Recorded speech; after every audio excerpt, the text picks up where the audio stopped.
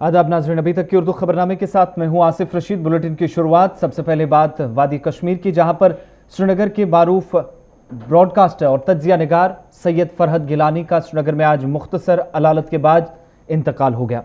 सैयद फरहद गिलानी अपनी आवाज़ और कलम की वजह से हल्का अदब में काफ़ी मुमताज़ माने जाते थे। फरहद गिलानी के इंतकाल पर जहां मुख्तलिफ सियासी और मजहबी तंजीमों ने उन्हें ज़बरदस्त अल्फाज में खराज अकीदत पेश किया, वहीं पर सादात गिलानिया के सरपरस्त सैयद गुलाम मोहम्मद गिलानी सजादा नशीन सादात गिलानिया जमलगाम ने इजहार ताज़ियत किया है। सैयद फरहद गिलानी जो कि सैयद मुजतबा गिलानी के वालिद हैं और गिलानी ख़ानदान के मुताबिक कोविड-19 के पेश नज़र इज्तमाई फातह ख्वानी नहीं होगी।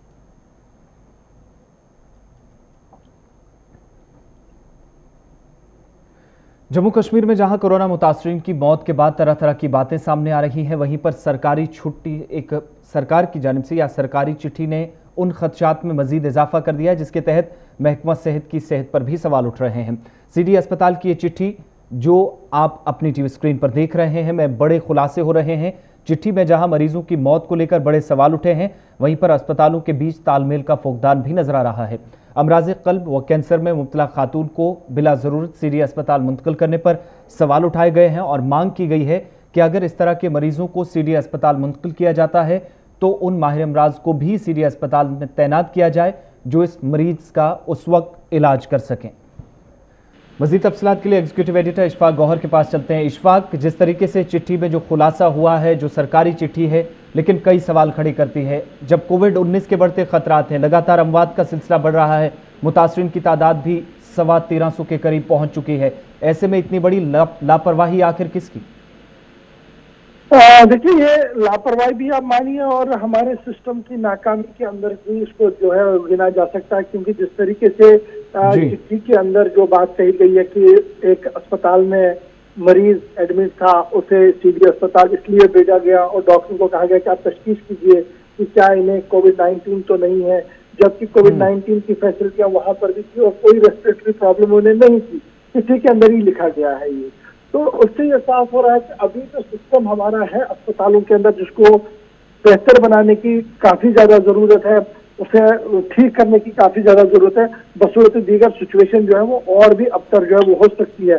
अभी इस चिट्ठी में जिस तरीके का खुलासा किया गया है कि देखिए, प्रिंसिपल मेडिकल कॉलेज को चाहिए कि वो एक रोस्टर बनाए और रोस्टर में वो कोविड अस्पताल जो है, सीडी अस्पताल, वहां पर उन डॉक्टरों की तैनाती को किया जाए, यकीनी बनाया जाए, चाहे वो कैंसर के मर्ज के डॉक्टर हो या दीगर अमराज के डॉक्टर, स्पेशल डॉक्टर्स हो, ताकि ज्वाइंट कोऑर्डिनेट करके वहां पर जो है मरीजों का इलाज हो सके।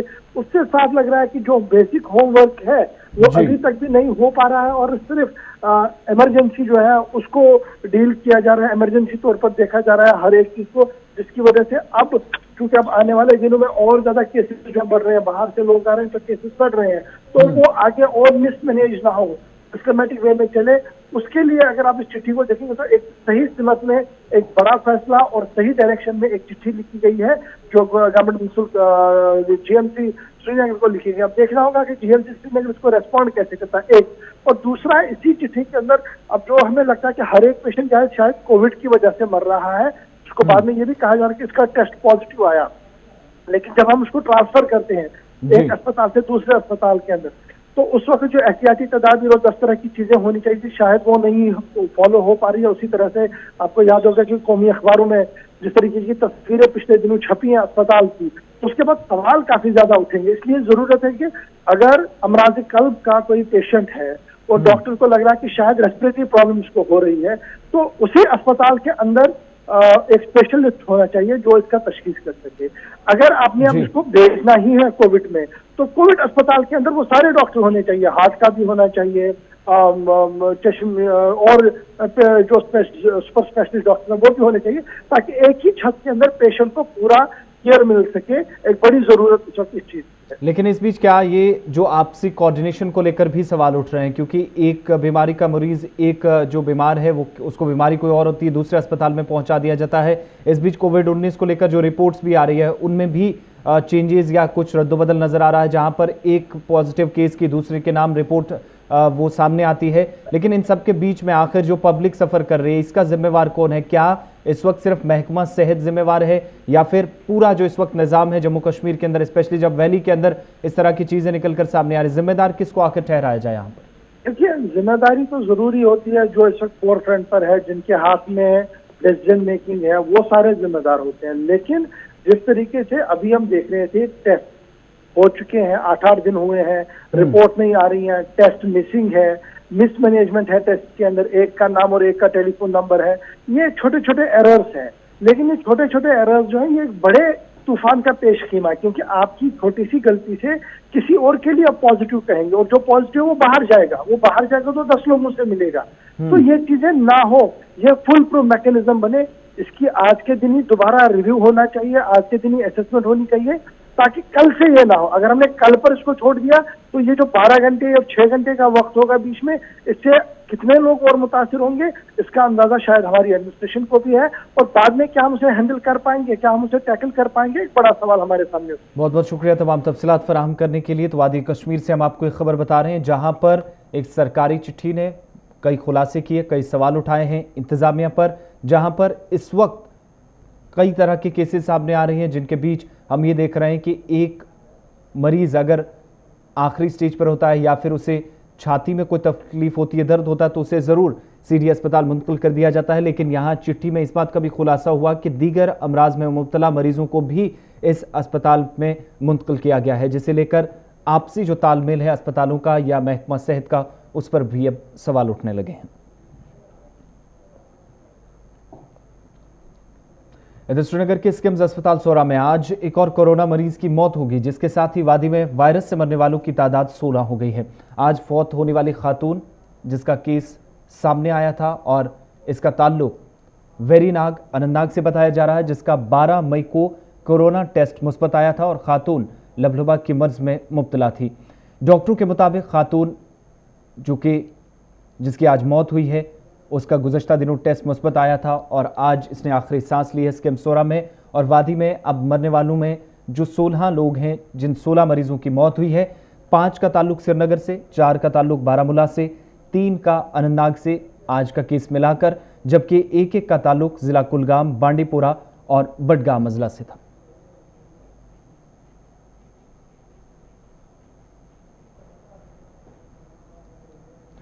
मजीद तफसीलात के लिए श्रीनगर ब्यूरो चीफ हिलाल हंजूरी के पास चलते हैं। हिलाल, आज एक और सुबह सुबह खबर आई है, एक और नाखुशगवार दिन या दिन की शुरुआत यूँ कहे कि एक और बुरी खबर के साथ हुई है। क्या कुछ तफसीलात हैं श्रीनगर में जिस मरीज की मौत हुई है? जी बिल्कुल, पिछले 2-4 दिनों से अगर देखा जाए तो लगातार अमवात का सिलसिला जारी है, कभी साउथ कभी सेंट्रल। तो इस तरह से जो तादाद है मरने वालों की कोविड-19 के हवाले तक 18 तक पहुंच चुके हैं। जबकि जो रिसेंटली आज सुबह ही जो एक और मौत की खबर मिली है, वो अनंतनाग के वीरी इलाके से, जो आस्थान मोहल्ला है, वहाँ की एक खातून जिसकी उम्र 40 साल बताई जा रही है। कुछ दिनों से वो श्रीनगर के हॉस्पिटल में एडमिट थी, लेकिन बिलाकर वो कोविड के साथ साथ दूसरी कुछ बीमारियों में मुब्तला थी और आज सुबह ही वो जिंदगी की जंग हार गई। चलिए, बहुत बहुत शुक्रिया तफसीलात फराहम करने के लिए। तो श्रीनगर में एक और कोरोना के मरीज की मौत हुई है, एक खातून की जान चली गई है। कुल मिलाकर मरने वालों की तादाद इस वक्त 16 तक जा पहुंची है, जहां पर 5 का ताल्लुक श्रीनगर से था। वादी कश्मीर में जो अब तक अमवात हुई हैं, 4 बारामूला से, 3 अनंतनाग से, जिसमें आज एक खातून शामिल हुई है, जबकि एक का ताल्लुक कुलगाम, बांडीपोरा और बडगाम अजला से था। इधर जम्मू कश्मीर में आज 2 नए केस जिला रामबन से सामने आए हैं, जबकि उधमपुर से 3 नए केस सामने आए हैं और मरकज के जेर इंतजाम इलाके से आज सुबह सुबह 5 केसेस के साथ इस वक्त कोरोना मुतासरीन की तादाद बढ़कर 1322 हो गई है, जहां जम्मू सूबे से 5 के 5 नए केसेस सामने आए और मुल्क गिर जारी लॉकडाउन के चौथे मरहले के तीसरे रोज भी मुकम्मल लॉकडाउन की वजह से वादी कश्मीर में भी तमाम अजला के अंदर मामूलाती ज़िंदगी मफलूज हैं। मुल्क गिर लॉकडाउन के दौरान वादी में भी मुख्तलिफ अजला में तमाम तरह की सरगर्मियाँ पहले ही मुअत्तल होने के साथ साथ शुमाल जनूब में लॉकडाउन को कामयाब बनाने के लिए खारदार तारें बिछाई गई हैं, जहां पर लोगों की आवाजाही को कम करने की कोशिश मुसलसल जारी है। वहीं आज भी तमाम तरह की कारोबारी सरगर्मियां शहर श्रीनगर समेत दीगर अजला में भी बंद हैं और बाजारों में दूर दूर तक कोई नज़र नहीं आता है, जहां पर वीरानी छाई हुई है इन बाजारों के अंदर। इस बीच लॉकडाउन के चौथे मरहले के मुतालिक जम्मू कश्मीर इंतजामिया ने गाइडलाइंस भी जारी कर दी हैं और मुल्क भर में अब तक कोरोना मुतासरीन की तादाद इस वक्त 1,06,750 हो गई है, जबकि 3,303 अमवात के साथ दुनिया भर में अब तक 3,24,000 के करीब अमवात हो चुकी हैं, जिसमें 49,89,000 लोग कोरोना से दुनिया भर में इस वक्त मुतासिर हैं। देखिए, लॉकडाउन 4.0 जो है वो तो स्टार्ट हो गया है, लेकिन जो गाइडलाइंस दी गई है एडमिनिस्ट्रेशन की तरफ से और रेड जोन, ऑरेंज जोन और ग्रीन जोन्स डिक्लेयर किए गए हैं, तो ऐसा है कि अभी मुझे लगता है कि गवर्नमेंट को फिर से एक मॉनिटरिंग सेल बिठानी चाहिए जिसमें देखना चाहिए कि अब श्रीनगर में कौन सा ऐसा इलाका है जो ग्रीन जोन हम घोषित करें, क्योंकि पूरे कश्मीर को रेड जोन में रखना, पूरे कश्मीर के 10 डिस्ट्रिक्ट्स को रेड जोन में रखना, तो इससे प्रॉब्लम ही क्रिएट होती है, क्योंकि पहले हम फाइनेंशियली बहुत पीछे चले गए हैं। दूसरी बात ये है कि ये जो इस वक्त केसेस में राइज़ आ रहा है, अनडाउटली कि गवर्नमेंट इसीलिए कर रही है क्योंकि रेजेस और फेटलिटीज़ में इस वक्त राइज़ आ रहा है, लेकिन दूसरी बात ये है कि ये भी देखना है कि आखिर इन राइज़ की वजह क्या है। अगर ये कह रहे हैं कि मेन केस जो है वो बाहर से जो लोग आ रहे हैं उनकी है, तो ऐसे ही स्टेप्स उठाने चाहिए कि इन केसेस को जो है पहले ही रेक्टिफाई किया जाए, ताकि फिर जो है हम पहले देखते थे पहले 12-13 केसेस थे, अब 108, 50, 60 ऐसे होते हैं, दिन में कभी 2 भी कैजुअलिटीज़ होती है। तो ऐसा चाहिए गवर्नमेंट को कि वो इन सब चीज़ों को ध्यान में रखते हुए एक प्रॉपर प्लान जो है वो प्रिपेयर करे, ताकि लोग भी समझ सके कि how to deal with it. देखिए, मुझे लगता है कि 70% लोग जो है वो तो फॉलो नहीं कर रहे हैं इस लॉकडाउन को, because they are taking it very usually, they are thinking that is a lockdown and this is because of the law and order, but this is not a law and order, it's a pandemic. law and order के shutdown में और इसके lockdown में बहुत फ़र्क होती है, तो बेटर है कि घरों में ही रहे और जो इंस्ट्रक्शंस दिए गए हैं गवर्नमेंट की तरफ से उन्हें फॉलो किया जाए, क्योंकि ये तो ऐसी चीज़ नहीं कि सनसेट के बाद हम बाहर निकले, तो ऐसी चीज़ें हैं जो ध्यान में रखनी चाहिए। वादी कश्मीर में लॉकडाउन के चौथे मरहले के तीसरे दिन भी आज बंद का असर, और लोगों की तरफ से अब ये मांग की जा रही है कि इंतजामिया चंद इलाकों को, जहां पर 8 अजला को रेड जोन करार दे दिया गया है और सिर्फ 2 अजला जो ऑरेंज जोन में रखे गए हैं, बांडीपोरा और गांदरबल, सरकार की जानिब से, जम्मू कश्मीर इंतजामिया की जानिब से बाज़ाब्ता तौर पर गाइडलाइंस भी जारी कर दी गई है और हुकूमत ने लॉकडाउन में 31 मई तक के लिए तोसी का फैसला लिया है, जबकि ऑरेंज और ग्रीन जोन में आने वाले इलाकों में पाबंदियों में नरमी दी गई है। कोरोना की सूरत हाल के बीच मुफस्सिल इसका जायजा लेने के बाद इस बात का फैसला लिया गया कि लॉकडाउन 31 मई तक जारी रहेगा। इस बीच नई हिदायत के मुताबिक जो एडवाइजरी जम्मू कश्मीर इंतजामिया की जानिब से जारी की गई है, उसके मुताबिक ऑरेंज और ग्रीन जोन में आने वाले इलाकों में नकलो हमल के लिए पास की कोई ज़रूरत नहीं होगी। लॉकडाउन के बीच इंतजामिया की जानिब से इस एडवाइजरी के मुताबिक समाजी दूरी और दीगर एहतियाती इकदाम करने होंगे। 20 मई से इन इलाकों के पास के बिना ही शाम 5 बजे तक दुकानें खोलने की इजाज़त होगी और हुकूमत ने निजी अस्पतालों, क्लिनिक्स और नर्सिंग होम्स, OPDs के साथ साथ ई-कॉमर्स व कोरियर खदमात और ज़री, बागबानी, हस्बेंड्री से जुड़ी खदमात दोबारा शुरू करने की इजाज़त दी है। इस बीच ज़िले में जो ख़ास तौर से ग्रीन जोन है, वहाँ पर टैक्सी और कैब वाले ड्राइवरों के अलावा 2 मुसाफिरों को सवार किया जा सकता है। टैक्सी या कैब के अंदर 2 मुसाफिरों को बिठाया जा सकता है, जबकि ऑटो रिक्शा को ग्रीन जोन में ही चलने की इजाज़त होगी। सिर्फ ग्रीन जोन के अंदर ऑटो रिक्शा को इजाज़त दी गई है। इस तरह से पब्लिक ट्रांसपोर्ट गाड़ियां, जिसमें बसें, टेम्पो वगैरह को 50% सीटों के साथ ग्रीन जोन अजला में चलने की इजाज़त होगी। ग्रीन जोन अजला में सनती सरगर्मियों में 100% जो अफराधी कुव्वत है, यानी जो मजदूर हैं या लेबर काम करेगी, उसके साथ अंजाम दी जा सकती है, जबकि ऑरेंज जोन वाले इलाकों के अंदर जो डिस्ट्रिक्ट ऑरेंज जोन में आते हैं, वहाँ पर ये सरगर्मियाँ 50% लोगों के साथ या 50% लेबर के साथ अंजाम दे पाएंगी। दही इलाकों में भी सनती सरगर्मियाँ 100% अफरादी कुव्वत के साथ बहाल की जा सकती हैं, जबकि म्युनिसिपल हुदूद वाले जो कि ऑरेंज जोन है, यहाँ पर भी अलग अलग सरगर्मियाँ जो हैं बग़ैर इजाज़त बहाल नहीं की जा सकती। महात्मा गांधी नरेगा के जो काम है या मनरेगा का जो काम है, इसके लिए हुकूमत ने आरोग्य सेतु एप्लीकेशन या इस एप्लीकेशन को डाउनलोड करना लाजमी करार दिया। जम्मू कश्मीर इंतजामिया का भी ये फैसला हो चुका है। इस तरह से मासिवाय म्युनिसिपल हुदूद के तामीराती सरगर्मियां तमाम ग्रीन और ऑरेंज जोन वाले अजला में बगैर पास या इजाज़तनामे की जा सकेंगी। हुकूमत ने ग्रीन या ऑरेंज अजला के अंदर रेड जोन वाले ज़िले के दरमियान जो बेन जिला आमदोरफ्त है पाबंदी बरकरार रखी है। इंटरस्टेट बस सर्विस फिलहाल बंद रहेगी। इसके अलावा नई एडवाइजरी के मुताबिक रेड जोन में आने वाले बस अड्डों, रेलवे स्टेशनों या एयरपोर्ट्स पर पास के साथ कैंटीन या कैफेटेरिया चलाने की इजाजत होगी, जबकि तमाम रेस्टोरेंट्स जो हैं होटल किचन चला सकते हैं ताकि अशिया की होम डिलीवरी मुमकिन हो सके। रेड और ऑरेंज म्युनिसिपल कॉरपोरेशनों की हुदूद के अलावा बाकी तमाम जगहों पर मालियाती खिदमात, बैंक, शराब की दुकानें, हजाम की दुकानें और ब्यूटी पार्लर्स खोलने की इजाज़त दे दी गई है। इसके अलावा खुद रोज़गार खिदमात करने वाले या जो खुद सर्विसेज प्रोवाइड करते हैं जैसे प्लम्बर, टेक्नीशियन, इलेक्ट्रिशियन वगैरह को भी काम की इजाज़त मिली है। इसके अलावा शादी ब्याह की तकरीबात में 50 से ज़ायद अफराद की इज्तिमा की इजाज़त नहीं होगी और तकारीब में समाजी दूरी के उसूल पर अमल करना होगा, सोशल डिस्टेंसिंग को बरकरार रखना होगा। इस तरह से मरने वालों की जो आखिरी रसूमात की अदायगी होगी, किसी का जनाजा होता है या अंतिम संस्कार होगा तो उसमें 50 से ज़ायद अफराद शिरकत नहीं कर सकेंगे और इस मरहले में भी समाजी दूरी को बरकरार रखा जाएगा, जिसको यहाँ पर लाजमी करार दिया गया है। म्युनिसिपल कॉरपोरेशन में भी दुकानों को सुबह 9 बजे से शाम 5 बजे तक खुलने की इजाज़त होगी, लेकिन सड़क पर गाड़ियाँ खड़ी नहीं होने दी जाएंगी और जिला मजिस्ट्रेट बाजारों में समाजी दूरी को यकीनी बनाएंगे। नए अहकामात के मुताबिक तमाम निजी दफातर में 50% अमले के साथ काम शुरू करने की इजाज़त होगी, जबकि खेल कूद की सरगर्मियां बगैर शायकीन के अंजाम दी जा सकती हैं और बेन जिला प्राइवेट ट्रांसपोर्ट को भी चलने की इजाज़त होगी, लेकिन एक गाड़ी में ड्राइवर के अलावा ज़्यादा से ज़्यादा 2 अफराद हो सकते हैं, जबकि 2 पहिए वाली गाड़ी में एक ही फर्द सवार हो सकता है। इसके अलावा ऑटो रिक्शा वालों को या कैब को भी 1 से 2 मुसाफिरों के साथ चलने की इजाज़त होगी।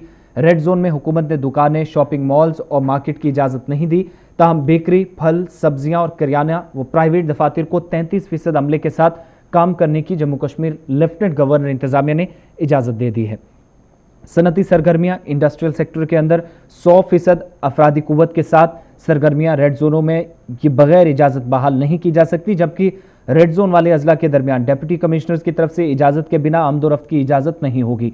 ताहम हंगामी सूरत हाल में या इमरजेंसी सिचुएशन में अगर आपको मेडिकल ट्रीटमेंट के लिए जाना है, अस्पताल जाना है, तो ऐसे मामलात में सफ़र की इजाज़त दी जाएगी, जबकि इस बीच बेन सफ़र या सूबाई सफ़र पर भी पाबंदी रहेगी। इंटर डिस्ट्रिक्ट या इंटरस्टेट जो बस सर्विस है वो फिलहाल बंद रहेगी। इसके अलावा सूबाई सफ़र गैर मामूली हंगामी हालात में ही सूबाई कमिश्नरों की इजाज़त से करने दिया जाएगा, जबकि बैन रियासती सफ़र की इजाज़त भी सूबाई कमिश्नरों की इजाज़त और लखनपुर के इंचार्ज नोडल ऑफिसर की मुशावरत से होगी। इसके अलावा इंचार्ज अफसरान को हिदायत दी गई है कि वो गैर मामूली इमरजेंसी मामलात जैसे शदीद कोई ज़्यादा बीमार है, कोई इमरजेंसी सिचुएशन में अस्पताल पहुंचना चाहता है तो वहां पर या एम्बुलेंस की गाड़ी होगी, एम्बुलेंस होगी तो उससे वो गाड़ी प्रोवाइड की जा सकती है, उसको इजाज़त दी जाएगी। इसके अलावा जो बड़ी चीज़, कश्मीर के 8 जबकि जम्मू के 3 अजला इस वक्त रेड जोन में इंतजामिया ने शामिल किए हैं। जम्मू और कश्मीर हुकूमत की जानिब से वादी के जो 8 डिस्ट्रिक्ट हैं, इनमें 3 अजला जो कि माफ़ कीजिएगा जो 8 अजला हैं वादी कश्मीर के रेड जोन में हैं। 3 डिस्ट्रिक्ट जम्मू के हैं जो रेड जोन में रखे गए, जबकि गांदरबल, बांडीपुरा जो इस वक्त, इसके साथ साथ रियासी, उधमपुर और जम्मू को ऑरेंज जोन में रखा गया है और लॉकडाउन चौथे मरहले में दाखिल हो चुका है। तो जम्मू कश्मीर में भी चीफ सेक्रेटरी की क़यादत में फाइनेंशियल कमिश्नर हेल्थ, सूबाई कमिश्नर जम्मू कश्मीर और दीगर अफसरान ने इसकी तौसी का तफसीली जायजा लिया और कोरोना वायरस के फैलाव को देखते हुए अजला को रेड, ग्रीन और ऑरेंज जोनों में दर्जाबंदी की गई है। कश्मीर के जो 8 डिस्ट्रिक्ट्स हैं उनको रेड जोन में रखा गया, ताहम बांडीपुरा और गांदरबल को अभी ऑरेंज जोन में शामिल किया गया है। इधर जम्मू में कठुआ, सांबा और रामबन जिले को रेड जोन के जुमरे में रखा गया है, वहीं रियासी, उधमपुर और जम्मू को फिलहाल ऑरेंज जोन में ही शामिल किया गया है।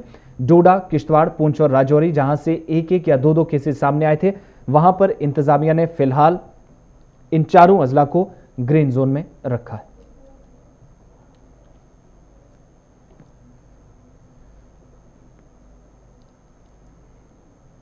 इधर मरकज के ज़ेर इंतजाम इलाके लद्दाख में कोरोना वायरस से मुतासिर होने वाले सभी 43 मरीज सेहतियाब हो चुके हैं और इस तरह से ज़ायद 3 लाख की आबादी वाला ये पहाड़ी खिता कोरोना वायरस से पाक हो गया है। लद्दाख यूनियन टेरिटरी इंतजामिया के तर्जुमान रेगजिन सैंपल ने अपनी ट्वीट में कहा कि लद्दाख में फिलवक्त कोरोना वायरस का कोई एक्टिव केस नहीं है और सरकारी ज़राए के मुताबिक लद्दाख में वायरस के 43 केसेस सामने आए थे, जो सभी लोग अब रोबा सेहत हो चुके हैं, जिनकी हौसला अफजाई करने के बाद इन्हें कल घरों के लिए रवाना कर दिया गया।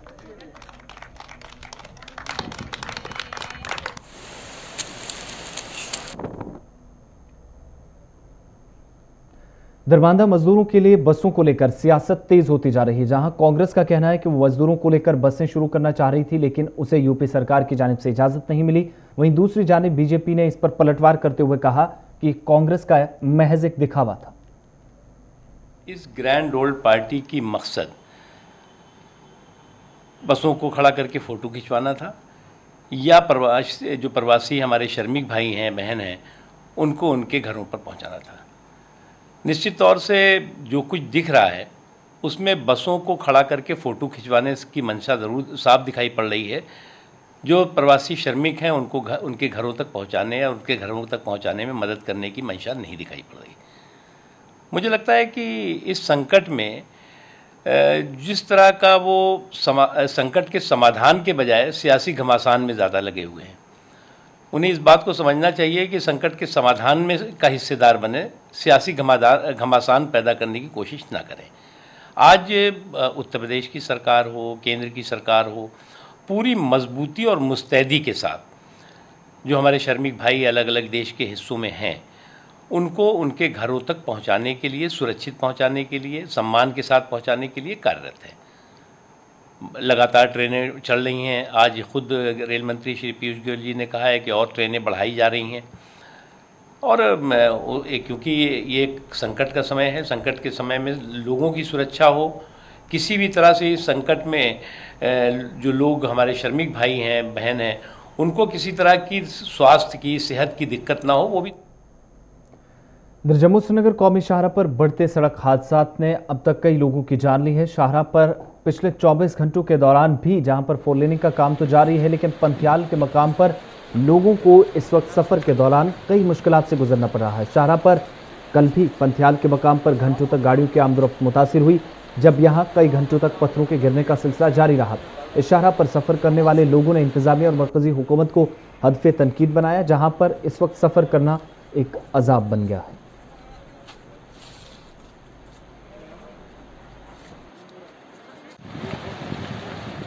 पंथियाल का इलाका जो कि हर वक्त थ्रेट रहती है जम्मू श्रीनगर कौमी शाहराह पे, जितनी भी गाड़ियां जो है जम्मू या श्रीनगर की ओर क्रॉस करती है, इस वक्त भी धूल और मिट्टी और उसके साथ में पत्थर खिसकते हुए नजर आ रहे हैं। ट्रैफिक पूरी तरह से बंद है, कई गाड़ियों के शीशे भी टूटे हैं। पैसेंजर से बात करने की कोशिश करेंगे। आप मुझे नाम बताइए और हाईवे के हवाले से आपका क्या कहना है? मेरा नाम राजेश्वर सिंह है। हाईवे के हवाले से पहले नंबर तो हमारे जो साहब लोग हैं, इनकी देन से ही हम चल पाते हैं, जो हमारी ट्रैफिक पुलिस है, जम्मू कश्मीर पुलिस है जी। तो दूसरे नंबर पे ये सरकार हमारी कर ही रही है काम, धीरे धीरे कर ही रही है। कभी टनल बना रही है, कभी पहले तो अर्थवर्क ही बड़ा रॉन्ग किया है इन्होंने, नाजायज किया हुआ है, नेचर को काफी डिस्टर्ब किया हुआ है। हमारे जम्मू कश्मीर खास करके जो स्ट्रेच है अपने नाशरी से लेके भानियाल तक जो स्ट्रेच है, इसमें काफी ज्यादा नेचर को डिस्टर्ब किया हुआ है। शायद इसका सर्वे गलत है।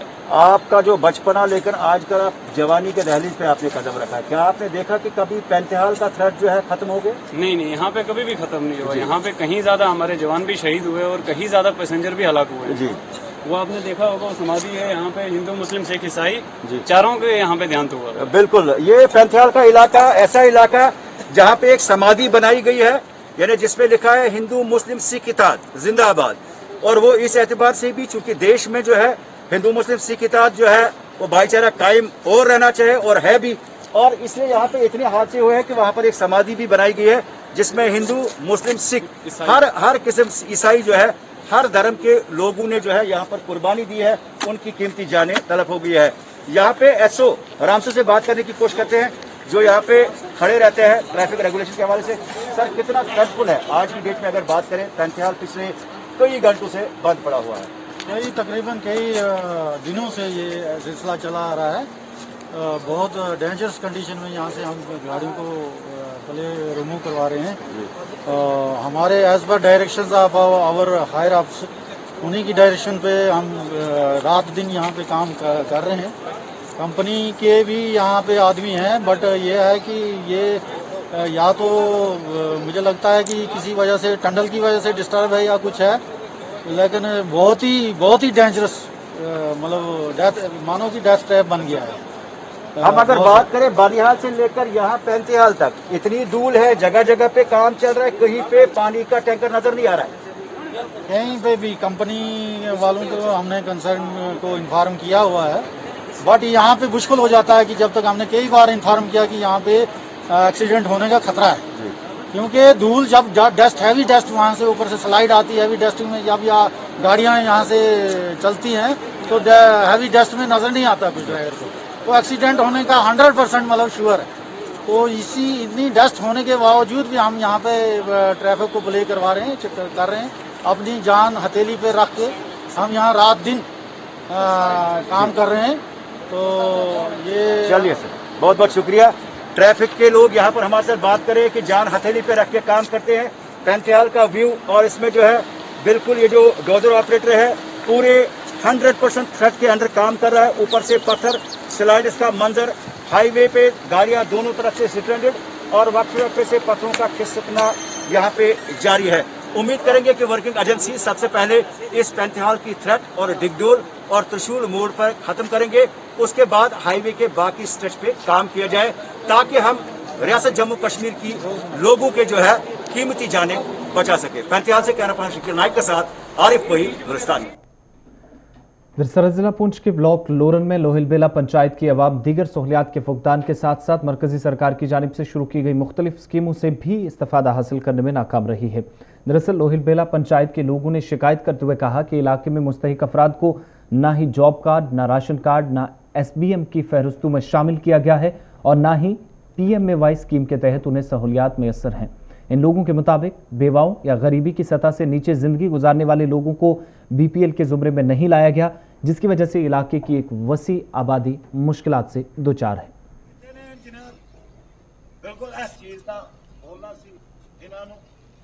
50 साल से दबाए हुए लोग हैं, गरीब लोग हैं बहुत।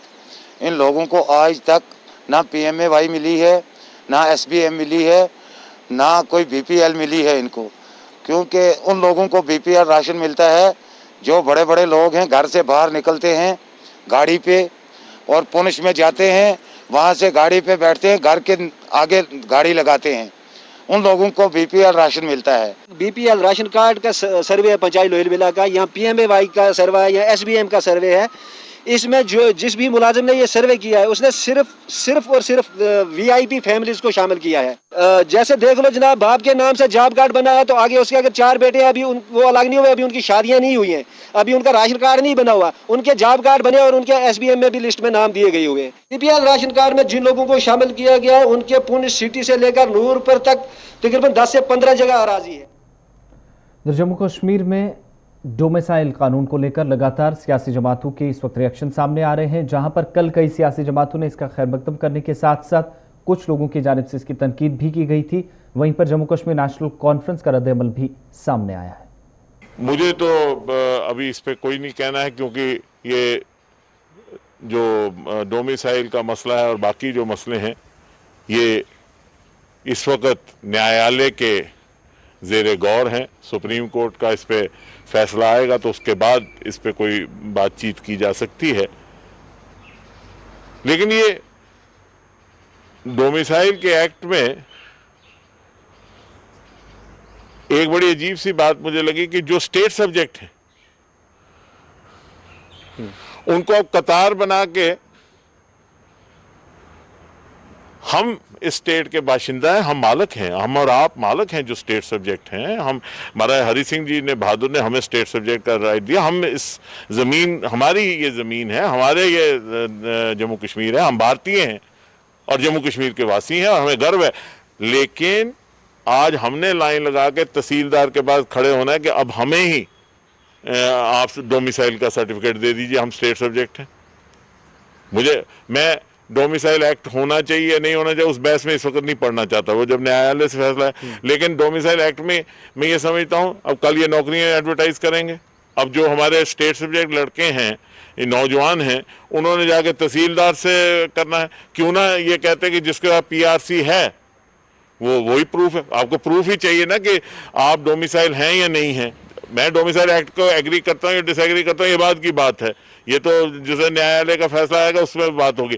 लेकिन स्टेट सब्जेक्ट में तो हम क्लियर है ना, आप और मैं स्टेट सब्जेक्ट है ना, तो हो ना स्टेट सब्जेक्ट, मैं भी स्टेट सब्जेक्ट, ठीक है ना। तो मैं उनको ले जाना, मैं हिंदुस्तानी है, मैं पैदा हुआ हिंदुस्तानी, मैं कुछ को जाइए सर्टिफिकेट लेना कि मैं हिंदुस्तानी है।